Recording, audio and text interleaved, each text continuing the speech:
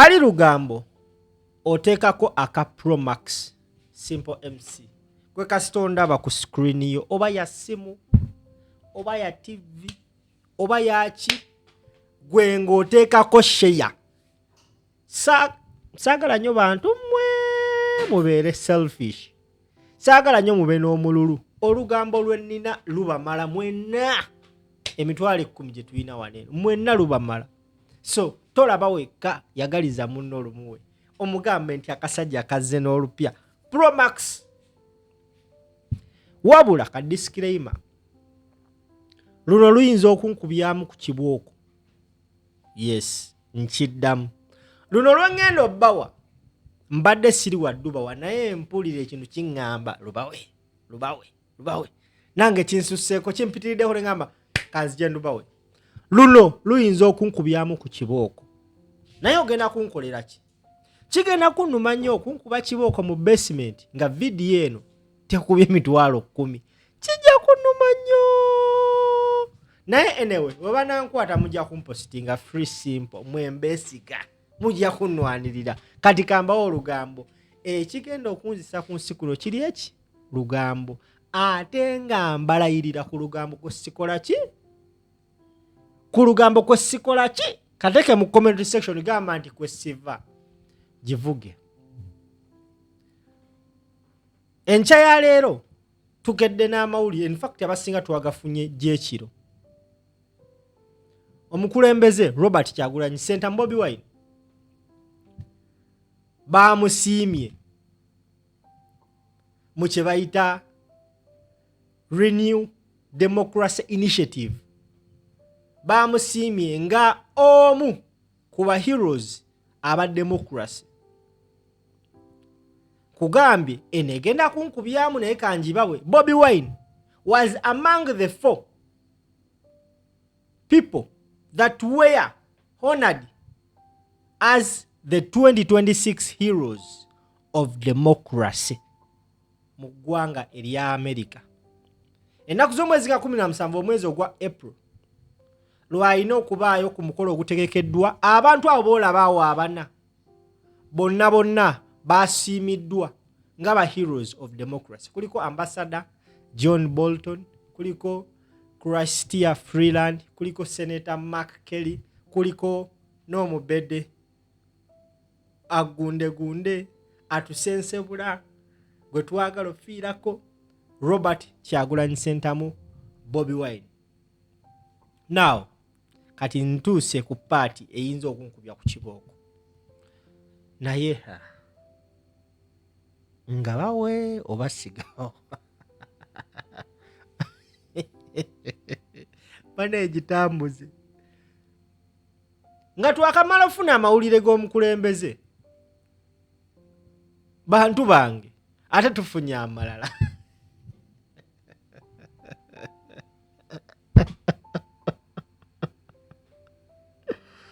Naye bannange olugambo luno lugenda kunzisa. Saagala ndubawa. Naye nina oddubawa. Mwalufunye dda. Tubadde tuli awo ne wabawo omukulu omulala gwe bawadde ebirabo. General Muhoozi receives African Leadership Award for Defense Excellence. Bamuwadde engule ey'okuba nti ye musajja asinze okukuuma eddembe.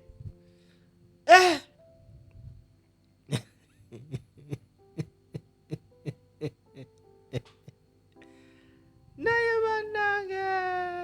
Anyway, kankole story ngimaleyo now. Omukutu ogumanyikiddwa nga ogwa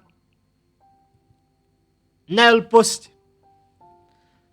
gwe gupositinze gwe gutegeezezza eggwanga era omwana amanyikibbwa nga Andrew Victor Naimanya ye yawandise article eno ng'agamba nti the Chief of Defense Forces has been recognized at a Continental Award ceremony in Ghana for his role in military reforms, regional security operation and defense diplomacy with organizers, citing his contribution to establish effort in Somalia, DR Congo, and South Sudan.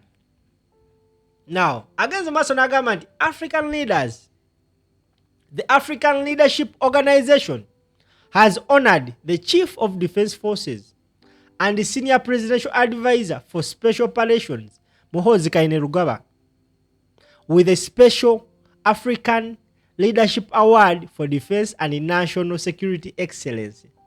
The award was presented during the 15th African Leadership Magazine Persons of the Year Award ceremony held in Accra, Ghana on Saturday evening at the 5-star Movenpick Ambassador Hotel from February 27 to 28, 2026 under the theme Leadership for a New Africa, for forging our peace, owning our narrative. The event brought together leaders and stakeholders from across the continent and beyond. Dr. Ken Giami, founder and executive chairman of African Leadership Organization, described General Muhoozi as a rising and shining star of Africa.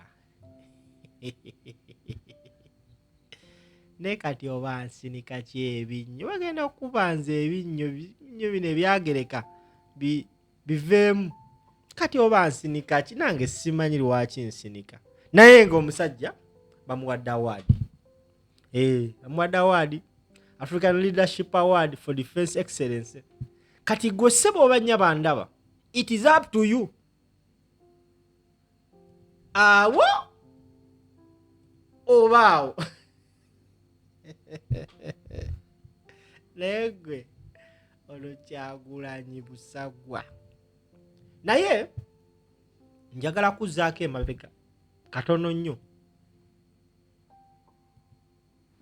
Ekintu ky'okupika ekintu kibi, simaba mukategedde, kibi nnyo okupika ekintu nga tekinnatuuka.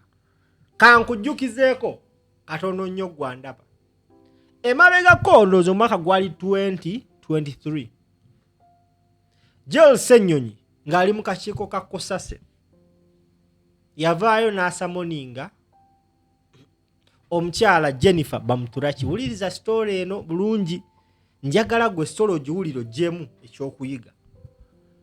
Jennifer Bamturaki ye mukyala yali akulembera akakiiko oba yali akulembera ekitongole kya Uganda Airlines because takyali right now. Munange Bamturaki bamuleeta bagenda ozuula ng'amanyanga Bamturaki gakoze ekisooka mulimu teyagufuna onu merit, ekisooka ekyokubira ebitabo talina, ekyokusatu ebintu tabitegeera, ennyonyi edobonkanye. Ssenyonyi amubuuza ebibuuzo bimulemerera. Omukyala oyo yalabisibwa. Twakuba omukyala ensi nerabira ddala nga mutuufu the woman is incompetent. Very incompetent to be in that position. And guess what? They had to find ways of okukkiriza bannayuganda nti yesu omukyala ono asobola. Wayitawo ebbanga ttono nnyo ba myezi emeka tugenda okulaba bamuwadde Awaadi.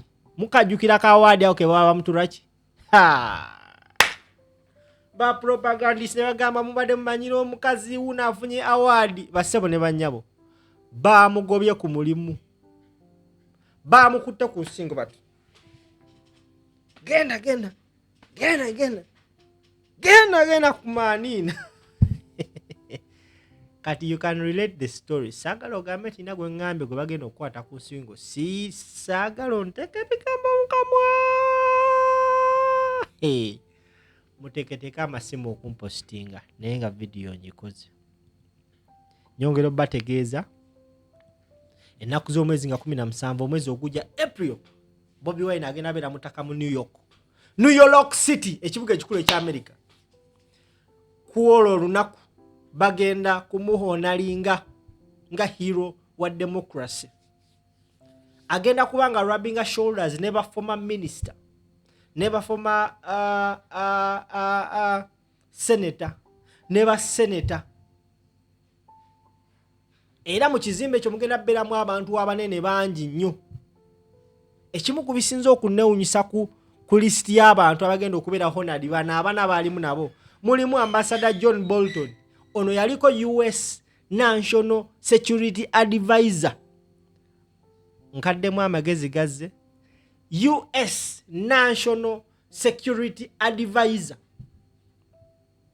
Yaliko US Ambassador to the UN.